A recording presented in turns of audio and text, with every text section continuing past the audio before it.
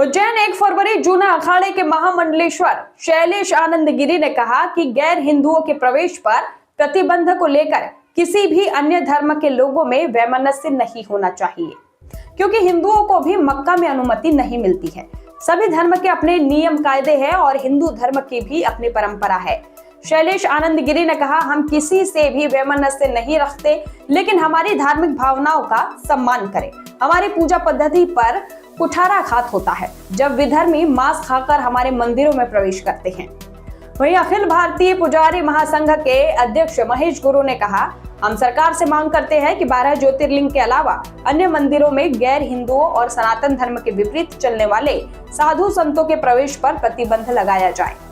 दोनों का कहना है कि गैर हिंदुओं को हिंदू धर्म के स्थलों के केंद्र में प्रवेश न मिले, वे बाहरी पर्यटन तक ही रहे।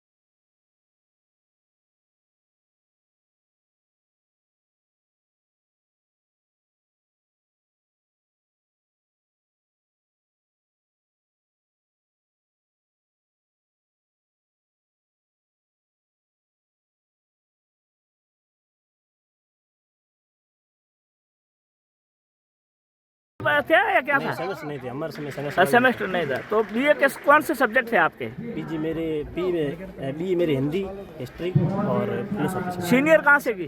सीनियर यहीं से कापड़ा। कापरा हुआ। तो आपकी क्या मांग है? मेरी तो सर, मेरी नहीं, सभी युवाओं की यही मांग है कि हमारे गांव के अंदर एक वाचनालय हो पढ़ने के लिए हमें सर शहरों की तरफ नहीं जाना पड़े। शहरों का बहुत ही किराया युवाओं को भारी पड़ रहा है। गांव वाले जैसे कही है उनकी मतलब हालात ठीक नहीं है, अपने अपने बच्चों को मतलब पढ़ा नहीं सकते।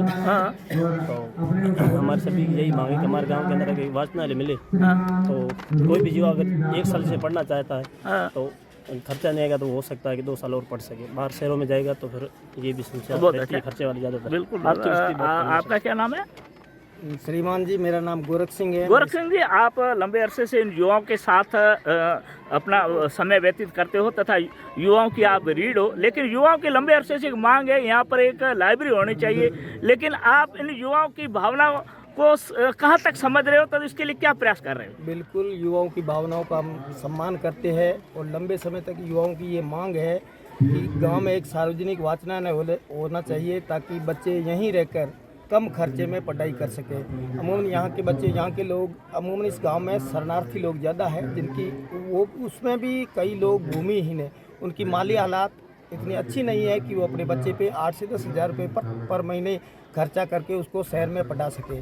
इसीलिए हम सरकार से, आज एमएलए साहब आए नहीं हैं, हमारी उनसे पुरजोर तरीके से मांग, इन बच्चों की मांग उठाते हैं कि गांव में एक सार्वजनिक वाचनालय होना चाहिए ताकि गांव के बच्चे यहीं रहकर अध्ययन कर सके और अपने माँ बाप के सपनों को साकार कर सके। नहीं, आप एक लंबे अरसे से सामाजिक कार्यकर्ता हो तथा युवाओं के साथ भी बैठते हो, तो आपके कई जनप्रतिनिधियों से आपका सीधा संवाद रहता है, लेकिन ये मांग कहाँ तक आपने उठाई, तो उसके तक कहाँ तक अपनी बात संभव हुई है? बिल्कुल, एक बार 2 बार हमने इससे पहले वाले जनप्रतिनिधियों तक हमने बात, लास्ट टाइम में जैसे कांग्रेस का राज था उस एमएलए के कानों में बात पहुंचाई थी।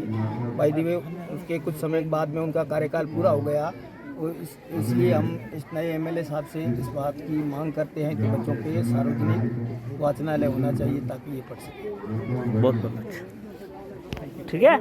देखिए, पहले हिंदुत्व की परिभाषा समझ लीजिए। भारत में रहने वाला हर व्यक्ति हिंदू है, मैं इसको मानता हूँ। किंतु जो हमारी पूजा परंपरा वैदिक वांग्मय की उनको नहीं मानता है, उनको मंदिरों में नहीं जाना चाहिए।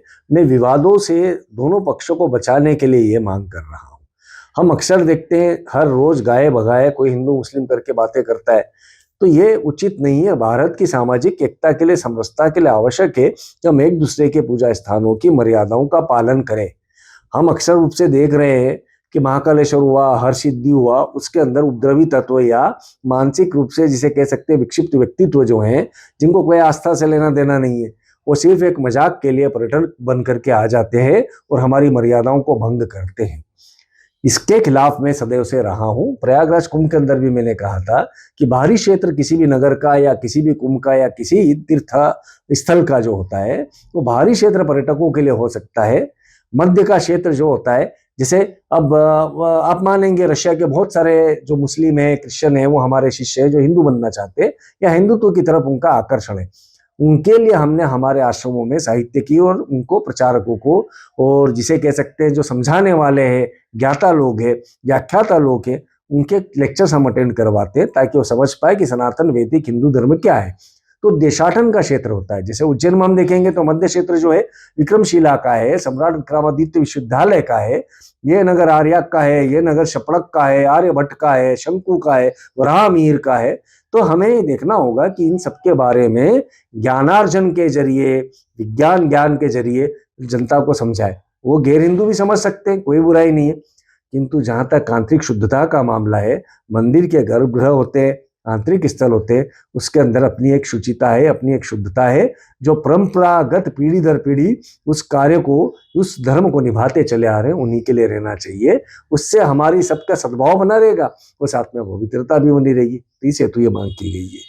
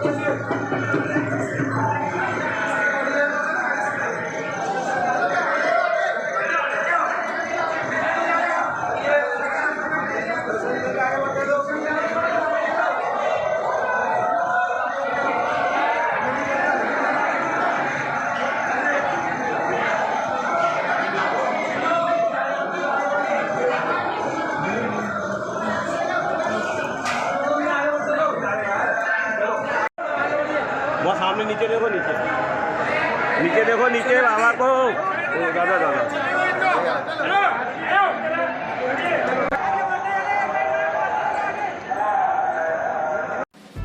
खबरें जो आपको सीधे जोड़ती हैं हमसे, जिनका आपकी जिंदगी पर होता है सीधा असर,